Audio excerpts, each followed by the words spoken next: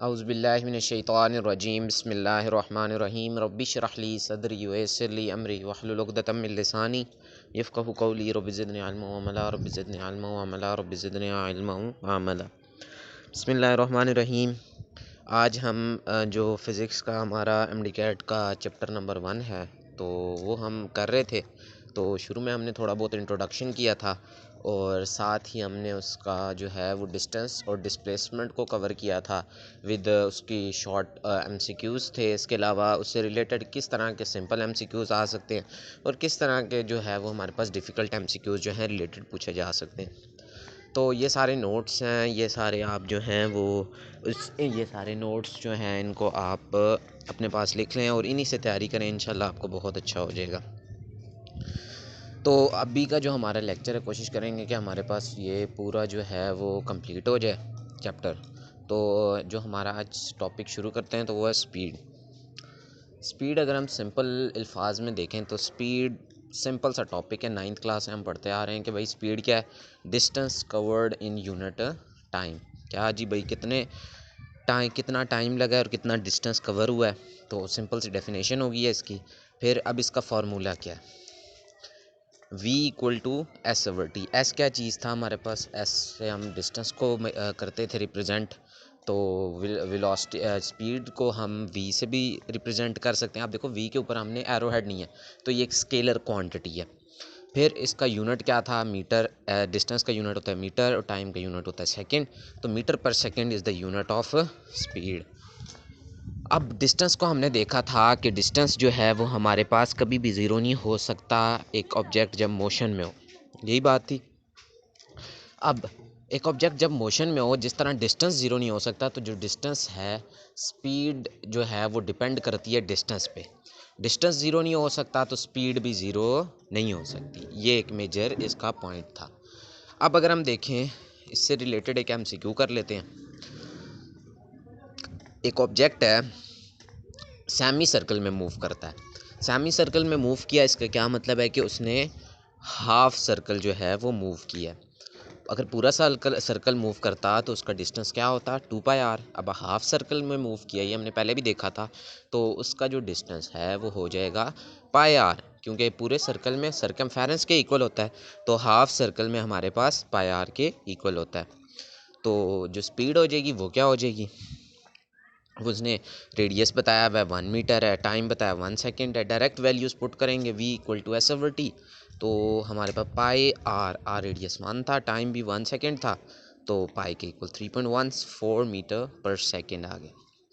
अब कुछ हमारे पास स्पीड की टाइप्स आ जाती हैं। डिस्टेंस की कोई टाइप्स नहीं थी, स्पीड की मुख्तलिफ़ तरह की टाइप्स आ जाती हैं, जिसमें हम ले सकते हैं कि भाई एवरेज स्पीड है किसी भी ऑब्जेक्ट की, या यूनिफॉर्म है स्पीड है, इंस्टेंटेनियस किसी भी पॉइंट पे स्पीड है तो इंस्टेंटेनियस स्पीड होगी। वेरिएबल स्पीड जो है वो हमारे पास कभी ज़्यादा होती है कभी कम होती है, तो ये हमारे पास वेरिएबल स्पीड हो जाती है।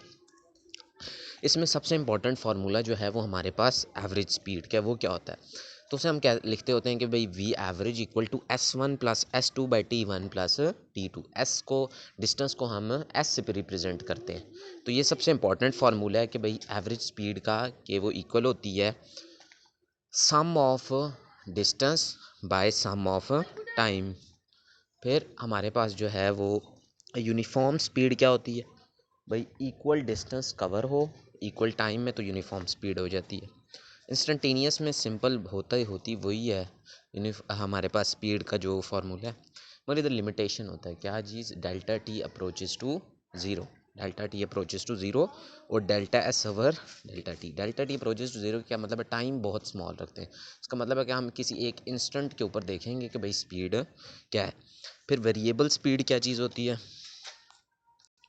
Unequal distance and in unequal time. इसका क्या मतलब है कि हमारे पास या तो डिस्टेंस इक्वल नहीं है, टाइम कभी ज़्यादा होता है कभी कम होता है। भाई अनइक्वल जो है वो डिस्टेंस है, या टाइम जो है वो, या स्पीड ज़्यादा है तो डिस्टेंस ज़्यादा कवर हो रहा है थोड़े टाइम में, या टाइम ज़्यादा लग रहा है थोड़ा डिस्टेंस कवर हो रहा है, तो ये हमारे पास वेरिएबल स्पीड आ जाती है। 4 मेजर फार्मूले हमने टाइप्स ऑफ स्पीड के देखे हैं। एक होती है वेरिएबल स्पीड, जैसे हमने देखा है कि भाई ये सब ये एवरेज स्पीड सबसे इंपॉर्टेंट फार्मूला है S1+S2/T1+T2। सिंपल तरह फार्मूला याद होना चाहिए।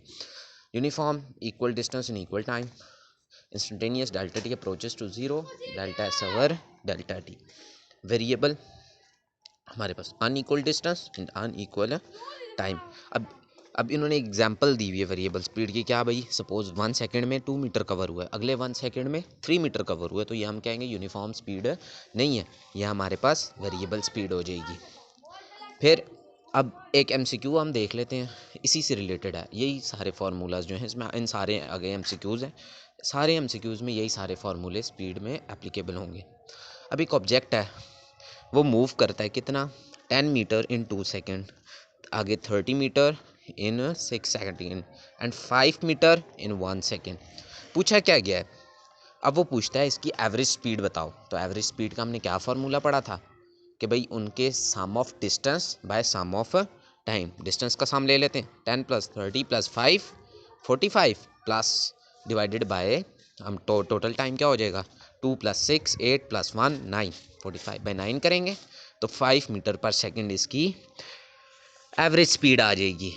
और अगर हम अब क्या करें कि अगर इन सब की अलग अलग इंस्टेंटेनियस स्पीड लें, भाई डिस्टेंस पर यूनिट टाइम करेंगे, वो भी साथ हुआ है, 10/2 की है 5 आया, 30/6 की है 5 आया, 5/1 की है तो 5 आया।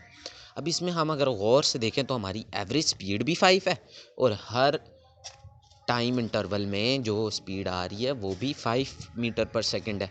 इसका क्या मतलब है, जब हमारे पास ये कोर एमसीक्यूज़ आ गया कि जब इंस्टेंटेनियस स्पीड जो है इक्वल हो जाए एवरेज स्पीड की, तो हम कहते हैं कि भाई स्पीड क्या है, यूनिफॉर्म है।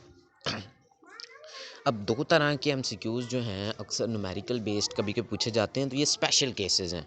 एवरेज स्पीड ये तो सिंपल सा ऊपर हमने न्यूमेरिकल किया था कि भाई किस तरह हम देखते होते हैं भाई स्पीड को। अब हमारे पास एक स्पेशल केसेस हैं, वो हम देख लेते हैं। केस 1 क्या है, टाइम सेम होगा डिस्टेंस सेम नहीं होगा तो स्पेशल फार्मूला लगेगा। फिर डिस्टेंस सेम होगा तो टाइम सेम नहीं होगा, तब जो है वो हमारे पास स्पेसिफिक फार्मूला लगेगा। अब वो कहता है कि अगर सपोज़ एक ऑब्जेक्ट है, वो ए से या कार है या जो भी है, ए से बी गया तो टाइम क्या लगा है, टी, सेम टाइम लगा है, उसका डिस्टेंस डिफरेंट था। फिर एक ऑब्जेक्ट बी से सी गया तो टाइम तो सेम था, मतलब अगर सपोज 1 सेकेंड लगा है मगर डिस्टेंस मुख्तलिफ कवर हुआ। पहले 1 सेकेंड में सपोज 2 मीटर कवर हुआ था, दूसरे 1 सेकेंड में सपोज 4 मीटर कवर हो गया। इसका क्या मतलब है, स्पीड यूनिफॉर्म तो नहीं रही, स्पीड जो है वो हमारे पास एवरेज होगी है। फिर अब हमने एक फार्मूला देखा था, वी एवरेज इक्वल टू क्या था, S1+S2/T1+T2। अब इसी फार्मूले से हम एक और फार्मूला डिराइव करेंगे।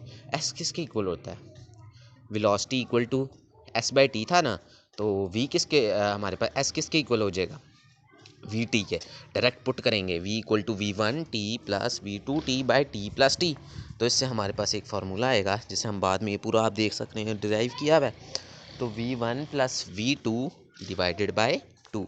अब अगर ये केस आ जाए क्या भाई, टाइम सेम हो और डिस्टेंस सेम ना हो, तो कौन सा फार्मूला लगेगा, एवरेज स्पीड पूछी गई हो तो V1 + V2 / 2।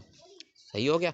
आगे हम इससे रिलेटेड जो है वो न्यूमेरिकल भी करेंगे ताकि आप लोग जो हैं आप लोगों को अच्छा समझ आ सके। दूसरा केस क्या था, टाइम सेम नहीं है और डिस्टेंस सेम है। एक ऑब्जेक्ट है, एक बंदा है, लाहौर से कराची गया है, उसने कितना डिस्टेंस कवर किया है, 48 मीटर। फिर कराची टू लाहौर गया तो डिस्टेंस कितना कवर किया है, 50। अब वो उसकी स्पीड वेलोसिटी बता रहा है कि भाई सपोज इतनी इतनी वेलोसिटी है 48 मीटर पर सेकेंड के, और लाहौर कराची टू लाहौर गया तो 52 मीटर पर सेकेंड। अब एवरेज स्पीड पूछ रहा है तो सिंपल है क्या कि भाई दोनों स्पीड दी हुई है, we average equal to 2V1V2/V1 + V2। तो ये एक फार्मूला है जो डिराइव हुआ है।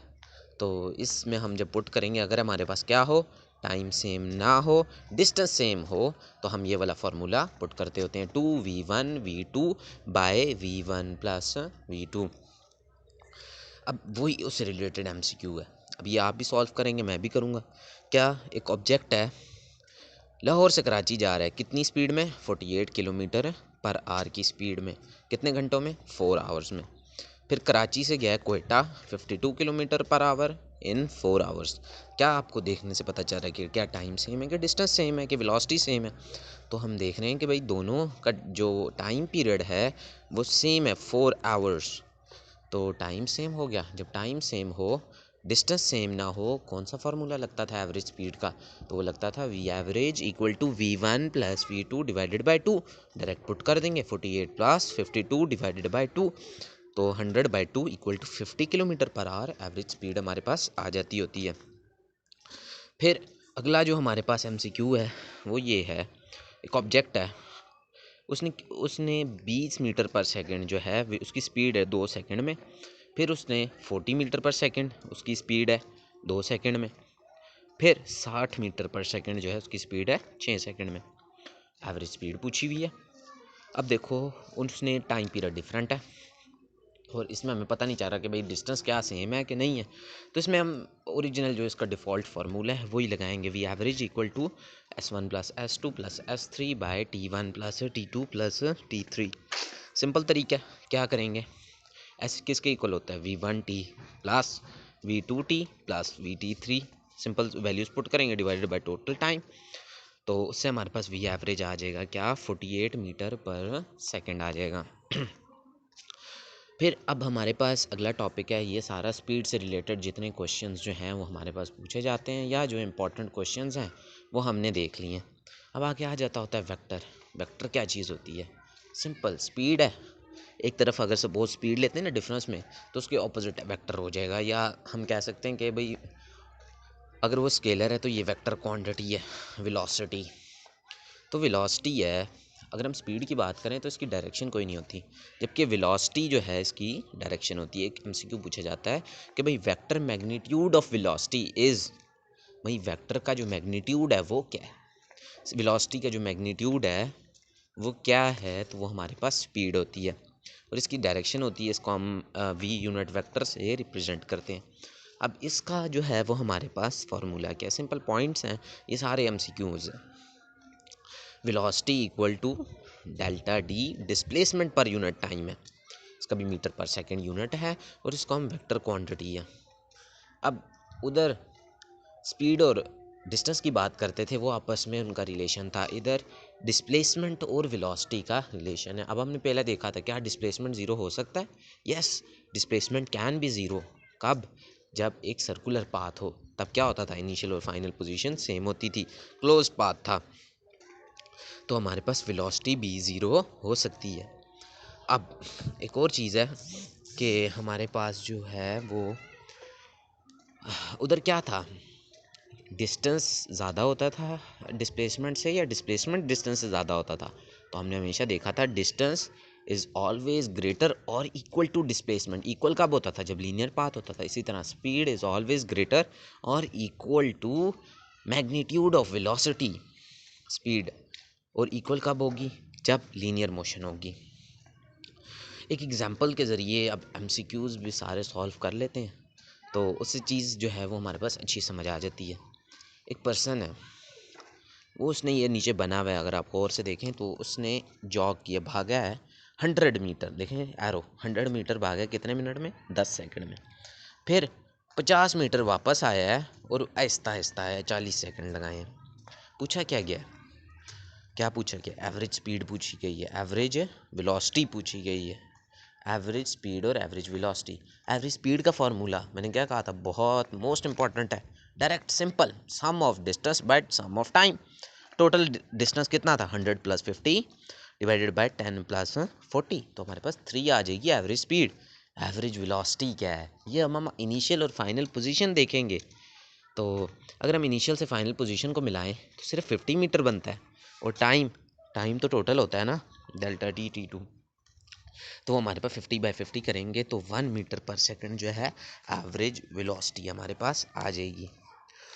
अब अगर हम देखें तो हमारे पास आ जाता होता है टाइप्स ऑफ वेलोसिटी।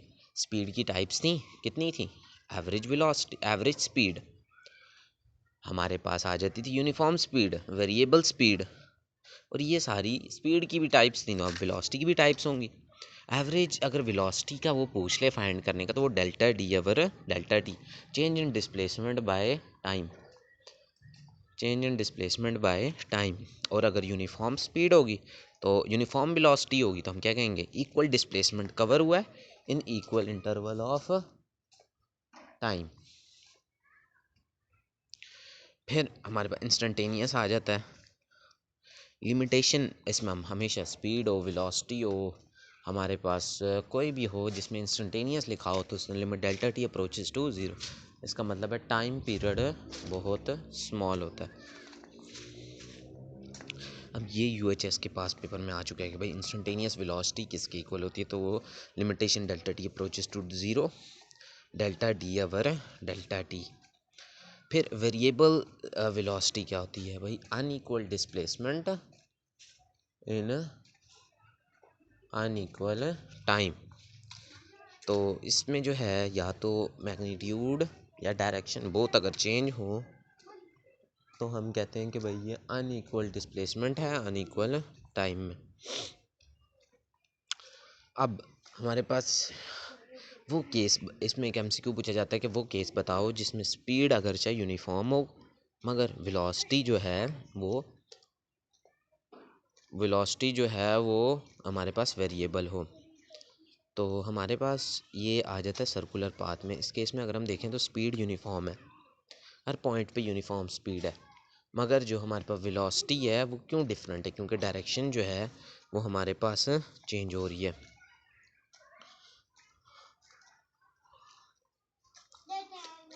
अब ये एमसीक्यू इस तरह पूछा जाता है कि भाई ऑब्जेक्ट के अंदर की वेरिएबल वेलोसिटी है मगर जो स्पीड है वो यूनिफॉर्म है। कब? यूनिफॉर्म सर्कुलर मोशन है।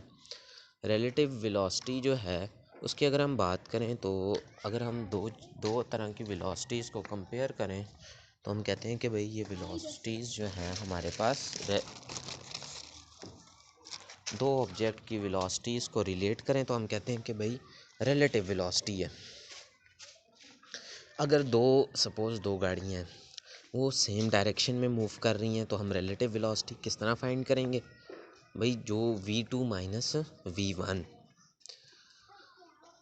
इसका क्या मतलब है, हम दोनों को आपस में माइनस कर देंगे, बड़ी में से छोटी माइनस कर देंगे। और अगर ऑपोजिट डायरेक्शन में मूव कर रही हैं तो हम जो है v1 प्लस v2 करेंगे, मतलब रिलेटिव वेलोसिटी हम इस तरह। ये भी इंपॉर्टेंट फार्मूलाज हैं जो ज़्यादातर एमसीक्यूज़ या न्यूमेरिकल बेस्ड क्वेश्चंस में पूछे जाते हैं।